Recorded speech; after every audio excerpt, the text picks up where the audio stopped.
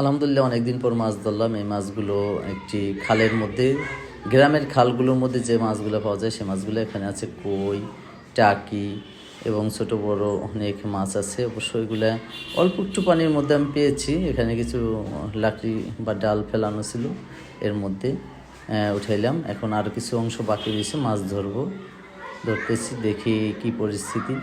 এখানে বেশিরভাগ কই মাছগুলো ওরা পানি সেচার পরে উপর দিয়ে উঠে থাকে। একটা মাছ, একটা টাকি মাছ পাইলাম, অনেক বড় একটা টাকি মাছ।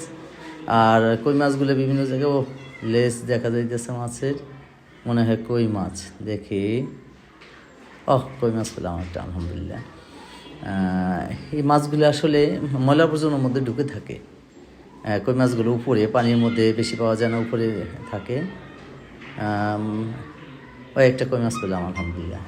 এই কই মাছগুলো এরকম নর্মাল আবর্জনার মধ্যে ওরা থেকে যায় পানির মধ্যে। পানি যখন কমে যায় তখন আর পানির মধ্যে পাওয়া যায় না। এটা টাকি মাছ পেলাম, আলহামদুলিল্লাহ। অল্প একটু পানি ছিল, একটা কই মাছ, আলহামদুলিল্লাহ, একটা ইসের মধ্যে। এই আবর্জনার মধ্যে পাতা ছাতা অন্য ময়লা আবর্জনার মধ্যে ওরা ঢুকে থাকে। বিশেষ করে কই মাছগুলা উপরে ময়লা আবর্জনার মধ্যে থাকে, ওখান থেকে ময়লা আবর্জনা ছড়ালে কি সুন্দর, অনেক সুন্দরভাবে দেখা যায়। কই মাছগুলো ধরে আনা যায়।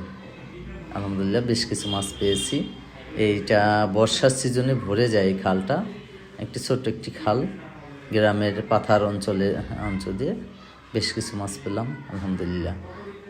সবগুলো দেশি মাছ, দেশি কই মাছ, ছোট বড়। একটি কই মাছ অনেক বড়, আলহামদুলিল্লাহ। এখানে বাদ দিয়ে একদিকে পানি সেচে অন্যদিকে ফেলিয়ে মাছগুলো ধরা হয়েছে। আলহামদুলিল্লাহ মাছ ধরা প্রায় শেষ। আমার মাছ ধরা শেষ হয়ে গেছে, আলহামদুলিল্লাহ। ধন্যবাদ সবাইকে।